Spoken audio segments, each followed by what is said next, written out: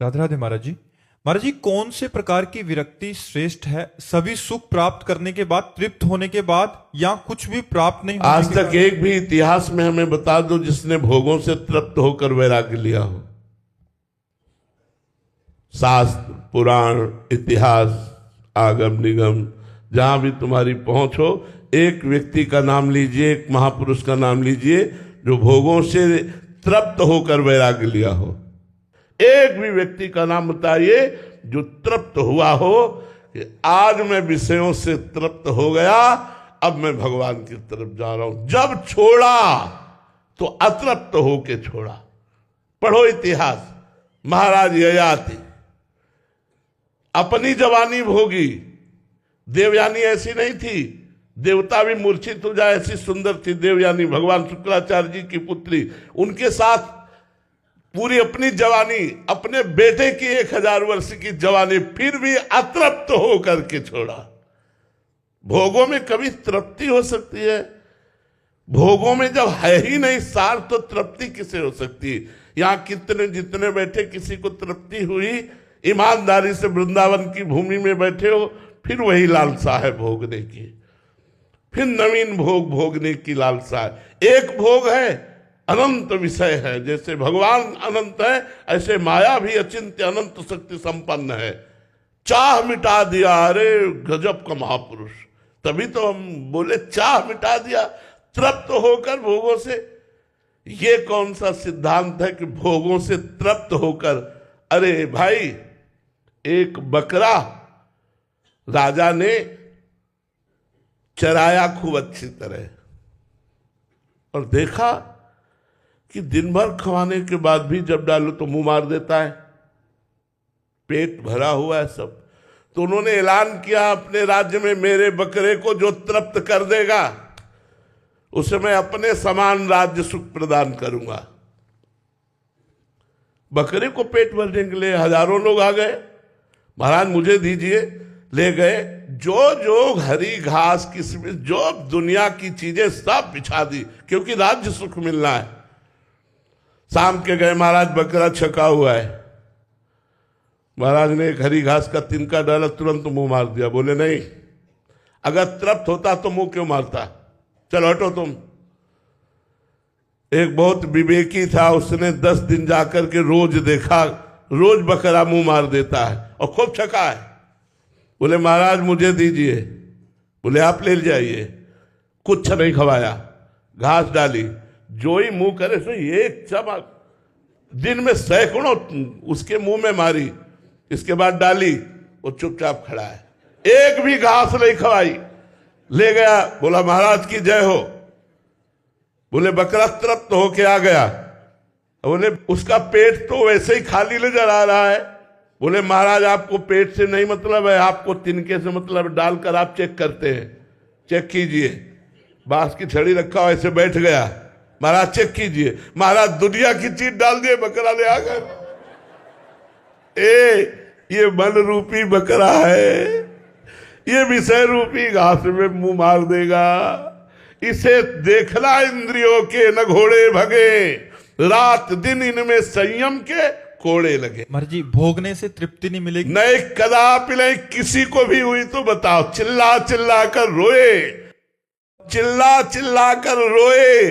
महाराज उर्वशी अप्सरा भगवान नारायण की जंघा से प्रकट हुई, देवराज इंद्र को भी मोहित करने की सामर्थ्य रखने वाली। महाराज नहुष पागल हो गए, वर्षों भोगते रहे, फिर भी भोग की इच्छा से पागल हो गए। भागवत उठा के देख लो।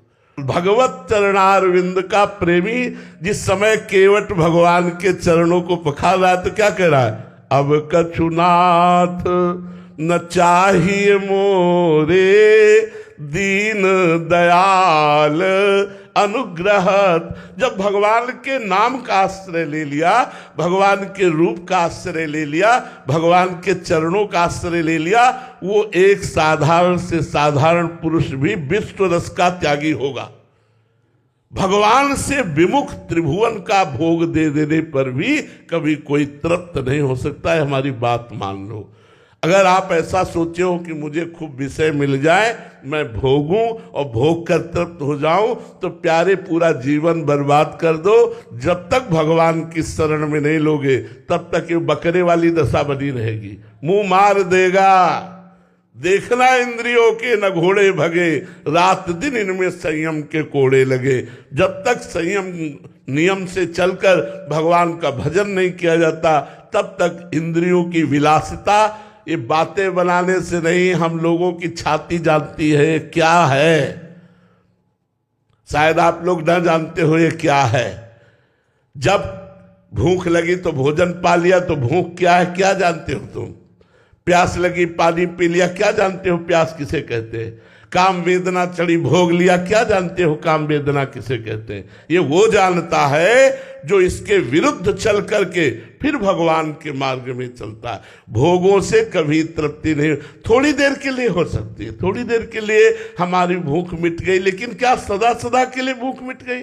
सदा सदा के लिए प्यास मिट गई? सदा सदा के लिए केवट की मिट रही, सदा सदा के लिए इन संतों की मिट रही जो भगवान के चरणों का आश्रय लिए, सदा सदा के लिए उन गृहस्थों की मिट रही जो नाम जप कर रहे, अपने कर्तव्य का पालन कर रहे, धर्म से चल रहे, उनका हृदय सदा सदा के लिए वैरागी बनता चला जा रहा है। नहीं चाहिए मुझे भगवान किसी और कुछ नहीं चाहिए, नहीं तो कभी तृप्ति नहीं होती। जो भी वैरागी होते हैं भर्तरी शतक जरूर पढ़ते हैं। भर्तरी जी के शतक वैराग्य के बहुत जोर के हैं। कैसे वैराग्य हुआ जानते हो? तृप्त हो के नहीं, अतृप्त हो करके। महाराज भर्तरी जी ने, चक्रवर्ती सम्राट थे, मन को खोजा, मन की बात कि ये क्या चाहता है।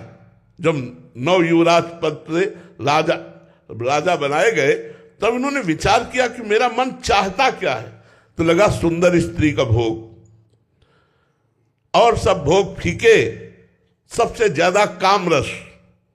ऐलान कर दिया कि विश्व की कोई सुंदरी मैं उसे वर्ण करना चाहता हूं, मेरे सामने आए।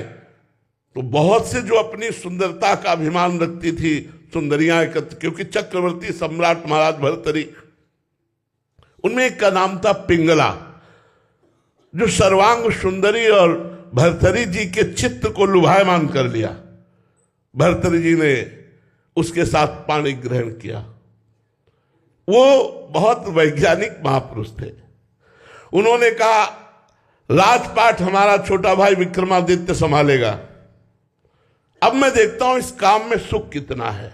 जिस काम के लिए मेरा मन लालायित हुआ, पहले मैं सुख से तृप्ति प्राप्त करूंगा। अब राजमहल केवल समय से भोजन पहुंच जाएगा, कोई भी राजकाज सब विक्रमादित्य के ऊपर, और आप केवल भोग निर्णय करने के लिए। बहुत बड़े महान तपस्वी वैरागी महापुरुष हुए भर्तरी जी।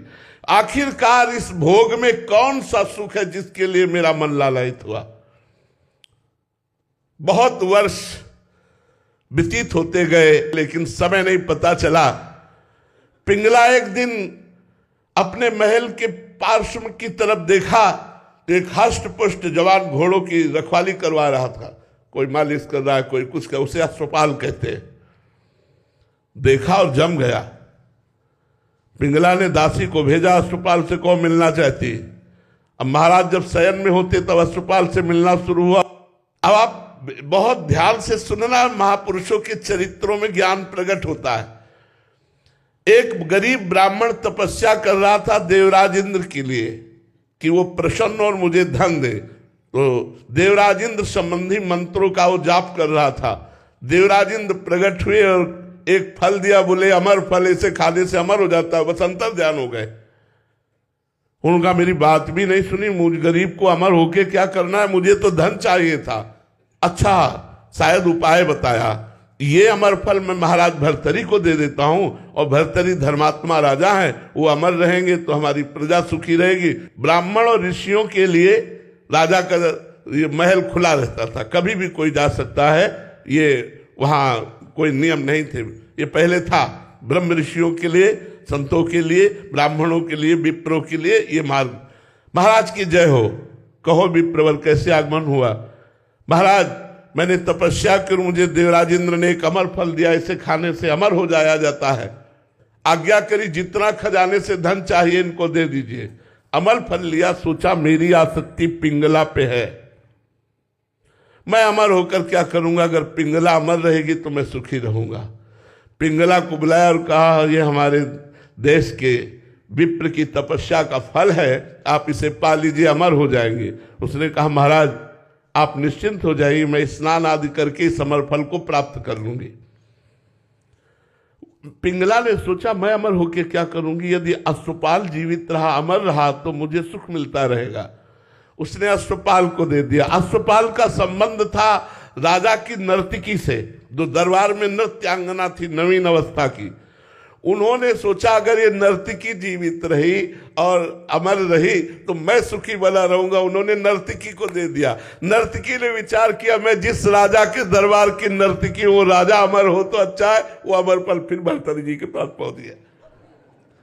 भर्तृहरि जी महाराज के पास जब अमर फल पहुंचा तो उन्होंने वैश्या से कहा क्योरी विप्र अमर फल लाया तो समझ में आया तपस्या करके लाया, तू कहां से लाई?